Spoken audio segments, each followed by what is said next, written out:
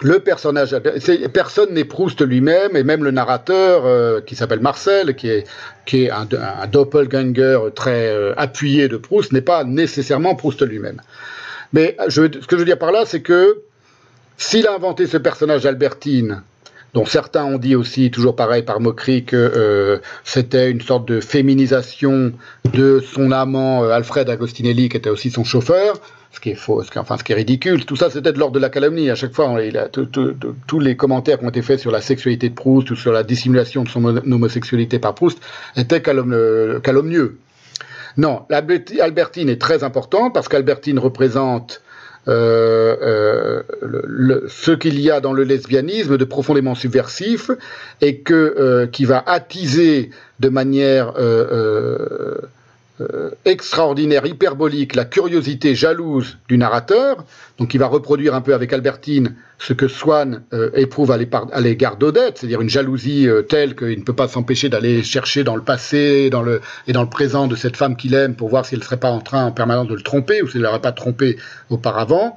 Et là, dans le cas des rapports entre Albertine et le narrateur, c'est la même chose, mais puissance 10, puisqu'elle est censée le tromper avec d'autres femmes. Et donc, il va s'intéresser, le narrateur, à la question du lesbianisme et de ce qui se passe entre femmes, et, pour le dire très rapidement, quel serait le secret dont disposeraient les lesbiennes, qui serait celui de la jouissance absolue qui leur permet de se passer des hommes, pour leur jouissance. Je dis tout ça, je vais très vite, mais il y a des développements dans le texte, dans mon livre, et surtout je fais référence à des passages précis de la recherche.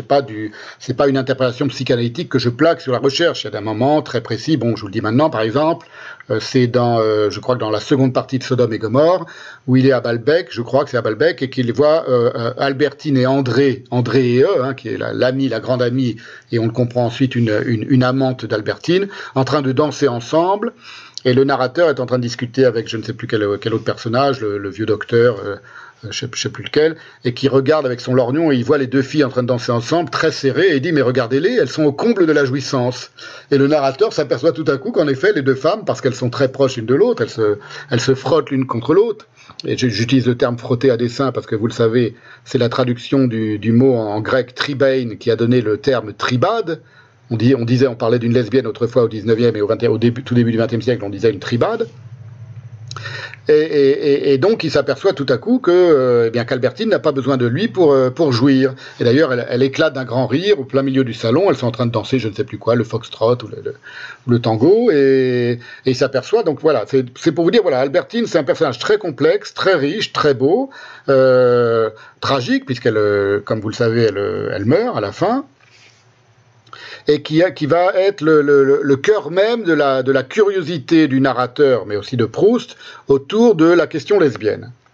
La question lesbienne, c'est une grave question, et c'est la question de la jouissance et de ce qui se passe entre les mères et leurs filles, et entre les femmes entre elles, dont les hommes seraient exclus, seraient des tiers lésés, pour parler en psychanalyste. Je crois que vous êtes psychanalyste, Ruth, donc voilà, c'est pour ça que j'essaye de définir les choses comme ça. Voilà, donc c'est pas du tout Albertine serait Proust lui-même, c'est pas du tout aussi simple que ça.